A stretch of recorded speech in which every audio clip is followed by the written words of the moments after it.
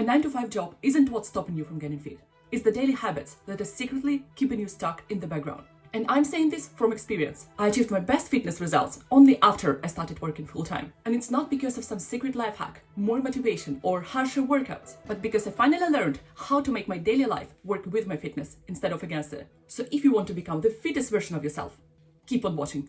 The first habit might not be what you expect, but it's thinking, I'll just work out at home. And I know this opinion might sound controversial because home workouts are promoted everywhere for busy people. But honestly, I think it's harder for many of us to see results with home workouts. Now, I know what you might think. What? BS. There are people who achieved amazing results with only home workouts without any gym. And yes, you're right. But let me explain. Here is what people don't think about.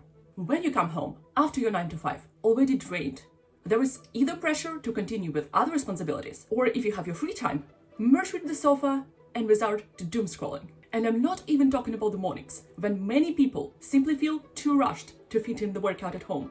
So if you struggle to stay consistent at home, a gym may actually be a better solution for you. Personally, I have to waste extra energy just to convince myself to work out at home. And even if I do it, it's either rushed or done with just half effort. But when you're physically at the gym, surrounded by other people training, the chances that you will lock in and actually complete your workout are much higher. Now you might say, but unlike home workouts, a gym is not free, and that's a completely valid point. But I also noticed that the things that give us long-term returns are often worth paying for. For example, there is a reason why I sometimes go to the coffee shop after work and not directly home to work on my other stuff. Yes, I will have to buy something in the coffee shop, but the long-term returns of me actually doing something instead of coming home and getting distracted is actually worth it. If you work extremely demanding hours, or you're on a very low budget, this will not apply to you. But with a standard 9 to 5, many of us can still find the opportunity for a short gym session, but only if the next habit doesn't ruin it. And it's the habit of always saying yes.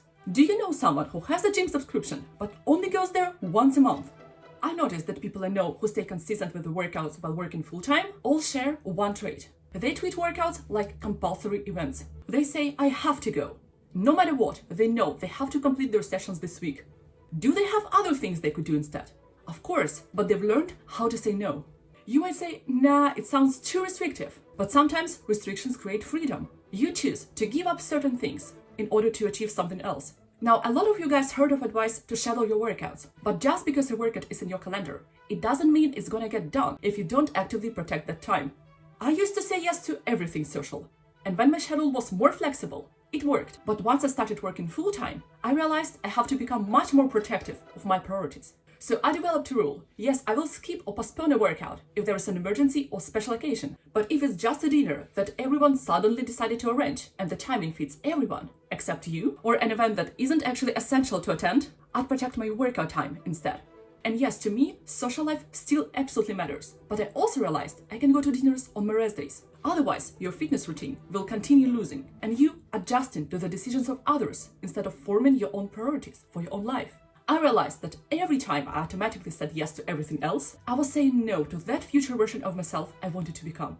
The next habit is more subtle. It's kind of happening in the background, but the vast majority of us working a 9 to 5 do it. And it's becoming a piece of furniture. Now, yes, we have heard that we have to move outside the gym too, and the most advice tells you to prioritize active breaks, arm circles, stretching, warm-up movements. But I know many people think, if I'm focused on important work, I don't want to interrupt myself with constant breaks. This used to be exactly my thoughts. So instead, I found a compromise. We all have hours during the workday when we're naturally more focused and productive. For me, that's usually between about 10 a.m. to 1 p.m. So during these hours, I decided to focus deeply on work and avoid unnecessary interruptions, because I don't want to lose the work momentum. Yes, I still stand up occasionally to go to the break room to grab a warm drink, but I save longer movement breaks for other hours.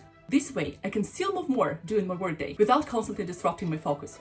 Now, another habit that's extremely common among the 9 to 5 workers is becoming an energy substance junkie. And yes, energy matters for fitness. And I love coffee. I'm not gonna say skip caffeine, but I realized I don't want my physical energy to completely depend on the caffeine boosts. At work, we naturally drink a lot of coffee. And one small habit that helped me to stabilize my energy recently was always keeping a glass full of water next to my coffee cup.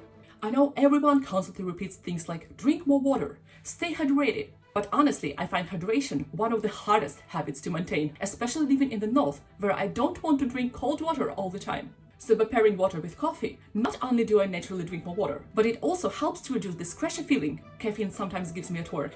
And the last but not least habit that quietly hurts your fitness progress is copying food routines instead of building your own.